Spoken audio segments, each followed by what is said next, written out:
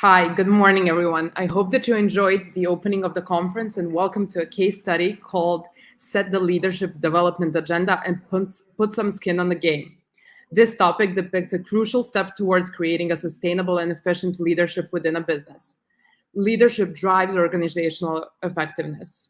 Organizations cannot perform at a higher level than the consciousness of their leadership.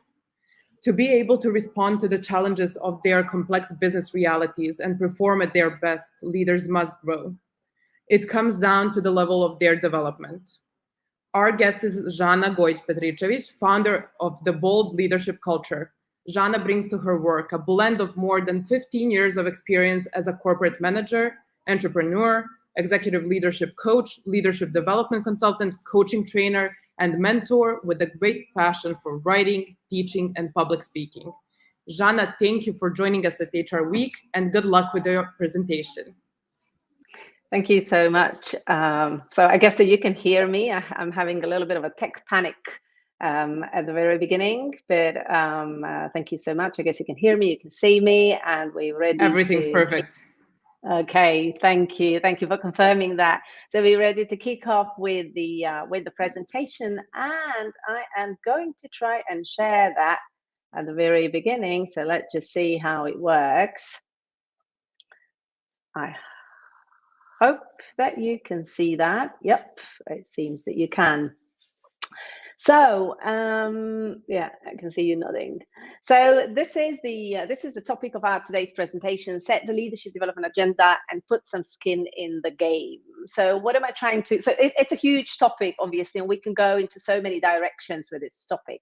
But what am I trying to do today in the next 20 minutes is to basically try and change the narrative, try and change the conversation. So to ask two key questions when we see a topic like this, set the leadership development agenda. So the first question is, who are those leaders for whom we need to set the leadership development agenda? So who are those users of this agenda? And the second question that I'd like to kind of spark your thinking about during this presentation is that there are some typical questions based on my experience of working with organizations. There are some typical questions that come up when we engage in the process of setting the leadership development agenda. And if we changed or reframed those questions, how could we actually change the narrative around this topic and set ourselves up for success in a much better way? So who are those leaders for whom we are setting the leadership development agenda, and how can we change the narrative around this topic to be more successful in this process? So these are kind of key questions that I hope will at least spark your thinking after these 20 minutes of this presentation. So I'm going to show at the very beginning one little video and ask a question: what pressures are leaders experiencing today? And I just hope that you can see that. Once again, my tech panic. Thinking about leaders today, we could sort of, I guess, relate or recognize some of the feelings and sort of experiences that we're seeing on this video. You know, group of people working together, going towards the same goal. And as you could have seen on the video, some of them actually smiling, not really knowing whether this is a smile of excitement or whether this is an anxiety. So both enjoying and being at the edge and going towards the same goal. So one of the things that we can say is that today's reality for all of the leaders is very complex and very challenging. And to be able to respond to the challenges of their complex business realities and actually perform at their best, leaders must grow. This is what we actually heard in the introduction. That leadership effectiveness depends on their development and their growth. And their development and their growth is non-negotiable in today's context. So if you ask any leader, what kind of results are you focusing on? Are you focusing on sort of picking up the ground fruit or the low-hanging fruit, as this picture shows here, in terms of ordinary results? Every leader will say, no, we have to push more, we have to go further, we have to go faster. So we're actually aiming for the sweet fruit at the top of the tree. We're actually aiming for extraordinary results. If that's the case, we simply have to come to terms that we're operating in a high VUCA environment, highly volatile, uncertain, complex, and ambiguous. And to be able to operate in such an environment, leaders simply have to evolve. So we're not going to go into the details of this tool that you're seeing right here. We're just going to kind of take the main message here that in order to meet the complexity of their business realities, leaders need to get know the complexity of themselves, and they need to evolve in their own stages of leadership, which means their current capacity need to be put under development pressure so the leaders could respond to the demands of their current environment. So that's kind of setting the context and just simply saying that we need to grow in order to be effective leaders. But I want to, for the purpose of this presentation, I actually want to put out there a different question. I want to sort of drive our thinking into a different direction. Who are these leaders? Because I have a feeling every time I'm working with organizations and actually having HR as a main reference point, is that we're always speaking about someone else. We're speaking about those other people in the organizations that are the leaders who need to grow. So I think that a very legitimate question is, who are actually those leaders? Or maybe if we, at the very beginning, reframe this question and just ask, what do we all need to grow into? Because I can bet that seeing that video, whether you have a formal leadership position or not, you could relate to the pressures that we're experiencing today, all of us. So what do we all need to grow into? Here's something that I believe, and I'm actually stealing it from one of the quotes that I'm going to show a bit later on. We need to grow into a new breed of leaders. And just a couple of weeks ago, as I was preparing another speaking for a group of engineers, I thought this quote was very it fitted nicely. And I think that it can actually fit nicely into any context when we speak about leadership, is that our world has changed. What our great-great-grandparents used to know as our world today, it's got nothing to do with what we're experiencing today. And just a couple of simple examples: messages that once took weeks to deliver now zip around the world in seconds. We're exploring interstellar space. So what used to seem as a fiction now has become reality, which means that we're all facing a new set of increasingly complex challenges. And because this was a context of engineering, the quote was ending by saying, we need a new breed of bold, diverse, and entrepreneurial engineers. But I actually think that we all need to grow into a new breed of bold, diverse, and entrepreneurial leaders. And in the rest of the presentation, I'm going to show what this bold really means. What's that bold that we need to bring, especially when we're engaging in the process of setting the leadership development agenda, how diverse we need to be in our perspectives, and what's that entrepreneurial passion that we need to bring into that work. So a legitimate question, and a question that always pops up, is how? How do we do that? How to do that, right? What's that skill for the future that's going to equip us with becoming such leaders? So I bet there are many answers. There's a myriad of doorways that we can enter this topic through. But I've decided to actually speak about one, and these are questions. So here's my belief. Whoever kind of heard me speaking before, you know that I've got two huge beliefs: that great leaders ask great questions, and that the type of conversations we're having in our own heads and with other people are designing the leadership that we bring out there. So I'm very much about the questions, and I'm going to use that as questioning as a key skill of how we can change the narrative and set the leadership development agenda more successfully.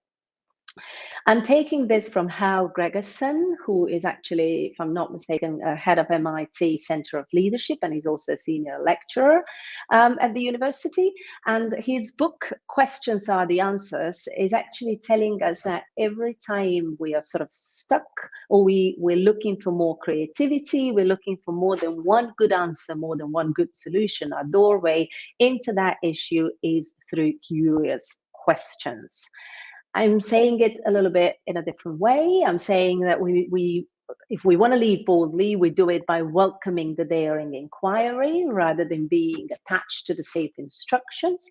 Because in my opinion, bold leadership is defined by the questions that we dare to ask and stay with, and not by our addiction to the right answers. And so many times in everyday life, in organizations, but in everyday life, we're so addicted to the right answers that we forget to question, and we sort of shut down that curiosity and a success of the process when we actually forget to question things. If you want to know more about this, you can go to my website or use this link to download some of the free resources where you can find more of such quotes and thinkings around why to use questions rather than be attached to the right answers. But to come back to the topic that we have for today, setting leadership development agenda and putting some skin in the game, I'm going to cover this topic or these thoughts through questions. So better to say, how can we reframe questions that normally pop up in the process of setting leadership development agenda, and how by reframing these questions we can create far bolder initiatives and relationships and conversations and finally decisions in this process. The way I'm going to do that is through a model which is called the SOUL framework, and it stands for Self, Other, Universe, and Legacy. And this model actually comes, or it's covered and explained in my book called Bold Reinvented, Next Level Leading with Courage, Consciousness, and Conviction. And it's a lovely model to have a different type of conversation and to actually go from very bold initiatives and intentions to bold actions. So let's go through this model to actually explain how we can reframe some of the things that I usually experience when I speak with the main reference point in organizations and trying to support them in setting the leadership development agenda. So let's start with I'm going to call them lands. Let's start with the self land. So what usually comes up as a question there is, how do we provide them, meaning those leaders out there in the organization, how do we provide them with the change initiative that's sort of acceptable for us and them? In other words, how do we grow leaders in a comfortable way? Now, obviously, in reality, these questions may not be asked as directly as I have put them here on the screen, but they're sort of contained in some of the comments. It's like, we want to set up a leadership development agenda, but we don't want to go too far away from who we are, from how we've been doing things so far. We don't want to push our leaders too much to the edge. So the essence of that is actually, how do we bring change that's comfortable, acceptable, because it's comfortable? Now, one of the things that I use to answer that sort of idea is a quote by Ginny Rometty, who was a former IBM chairman, and I think the first female in this position. She says the idea of growth and comfort do not coexist. If you're going to grow, you will be uncomfortable. And we need to get that into our heads, that growth and comfort never, never, never coexist. And this is true for people, true for companies, true for countries, true for everyone. So if there's no comfort in setting the leadership development agenda, in proposing the change, in growing leaders, what do we need to have instead? My answer to that through the SOUL framework is bold initiatives. But what does that mean? That actually means that we need to reframe the question of how do we bring change and propose change initiatives that are comfortable and acceptable for the organization, so the organization does not break. What about asking this? What's the change we know we all need? And then from the shoes of those who are proposing the change, what do we need to change about ourselves first to contribute to the successful change agenda? Or perhaps even, where do we need to be bolder in proposing change? So what happens if we just reframe the questions? What happens with a conversation in our heads? What happens with a conversation that we're bringing to the organization? Now, I'm aware of time, so I'm going to go quickly through the rest of these lands. In other, how do they buy into our initiative for them? How do they change and we support them?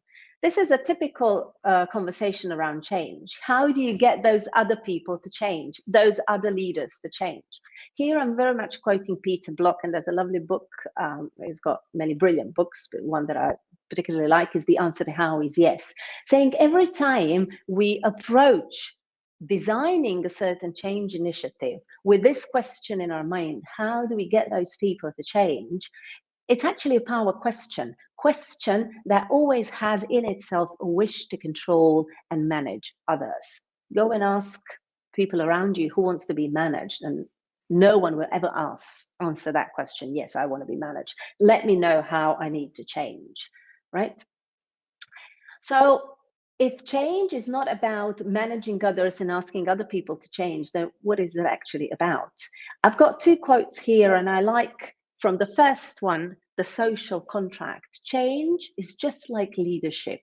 It's risky, and it's very much about the social contract that we make with leaders. What does that mean? That means a safe container in which we're actually able to say, hey, I'm there with you and I'm going to share the risk. Now, paradoxically, the more we're willing to take risks, the more safety we bring into the organization. The subtitle of this presentation is Skin in the Game, obviously taken from the book of Nassim Nicholas Taleb. And when I was reading the reviews of this book, I found something really interesting. Do not pay attention to what people say, only to what they do and how much of their neck they're putting on the line, because it's all about having something to lose and sharing risks with others. So if we're not willing to step into this territory as we're setting the leadership development agenda, I would question how successful our efforts will actually be at the end. And what do we need for that? What do we need to step boldly into that territory and not just proposing change agenda to those other leaders, but really stepping into that change together with them? We need to form bold relationships. And for that, we need to reframe the questions. Not how do you buy into my initiative and I'm a bystander that's going to support you in changing, but what's really possible if we change together and share the risk of it? And then also on a more practical level, what are the ways to support each other along the way? How do we confront each other in service of more creativity? How do we call each other forward? How do we give each other feedback in service of inviting each other's potential? And how do we lean into each other in terms of how do we create a container of trust so that we can really rely on each other and ask each other for help? The third lens in my model is called universe. And if I link it to the conversation that usually happens in the process of setting the development initiatives or growth or change initiatives for leadership in organization, then this is the question that I normally hear. How do we download this change agenda into the organization for them to accept it? Or we can say, how do we cascade it? How do we, and in a way, it's how do we take this big change project and put it out there for those people to accept it? Again, I'm going to quote Peter Block because I like his thoughts about conversations. We change the world when we create the time and space for heartfelt, unique conversations that discuss values and affirm doubts, feelings, and intuition. And another one, which is one of my favorites, how do you change the world? One room at a time, and which room? The one that you're in. So rather than downloading change to the organization, it's about initiating bold conversations in that organization. Rather than having a ready-made change that I'm going to offer for other people to step into, I reframe the conversation and the questions into this. What does it mean to co-create change? Because we're in it together and we impact each other by whatever we're doing there together. What's the conversation we need to initiate that will create change? Because change happens, especially when we initiate conversations that never happened before. When we initiate conversations that everybody in the organizations know that they are needed, but nobody's initiating, nobody's daring to start them. And then once we're there to step into such conversations, what power and choice are available to us? Because at any moment in the organization, we have a power to listen that comes together with a choice to hear. If it doesn't come together, if the power to listen does not come together with the choice to hear, we have a missed potential there. We have a power to welcome the diversity in the organization, and that refers very much to the diversity of opinions and a choice to change after that. So what are the patterns that we're hearing in the organization through the bold conversations, and how can we change those patterns rather than downloading the change to the organization? And the final land is legacy. And this is something that I usually hear at the end after the conversation. It's like, what's the risk of this change? And then maybe if we don't go that big and that bold, what's actually good enough for now? Now here, I'm constantly hearing the leadership dilemma of playing to win or playing not to lose. What's good enough for now means we're setting the leadership development agenda, and at the same time, we're playing not to lose. So we're kind of satisfied with some small steps. What about playing to win and actually going bold? But what is it that we need for that? We need to be passionate ourselves about growth. So those who are setting the leadership development agenda need to be passionate about growth, knowing that it brings discomfort. As Steve Jobs say, you have to have a lot of passion for what you're doing, because it's hard. If you don't, and especially when it comes to growth and development, any rational person would give up. Here I'm coming back to my idea that we need to be entrepreneurs in leadership. And I'm going to point you to Melissa Carden, who's actually the creator of a term called entrepreneurial passion. A definition of that is a positive, intense feeling that you experience for something that is profoundly meaningful for you as an individual. If it's not meaningful for us in bringing the leadership development agenda, shaking up the organization and bringing a different type of leadership, if we don't find meaning in that, we won't be able to risk, we won't be able to make bold choices. So rather than what is it that we need to do to tick the development box, there are a different set of questions that we can ask ourselves. What about this change makes a heart sing? What about this change gives us meaning? And then when we know that, what are we ready to risk for that? Thank you very much, Zana. I'm sorry, but our time is up. Yeah. I just wanted to tell you that this is very great. We have just a few questions for you. The first question is, do you think that businesses have the necessary resources and awareness to actually dive in and radically reform the traditional and maybe even unproductive concept of leadership within businesses? Yeah, I like that question. I think yes. I think it's less about the resources or the things that we can measure or the things that are sort of live in the neck-up land. I think it's rather about opening up the conversation. Why would we do that? What would be different if we did that? Because usually the biggest things in a development, they start with a simple conversation, as I said before, that we never had before. Sitting down and simply opening up a conversation. What's the leadership in this company like, and where is it taking us? And what is it that we need to change? Right. Okay. Thank you very much. Thank you for such a thoroughly presented case study. This has been a great privilege for us. I hope that the audience as well enjoyed. And we all wish you a very nice day and see you soon. Thank you so much. Bye. Goodbye.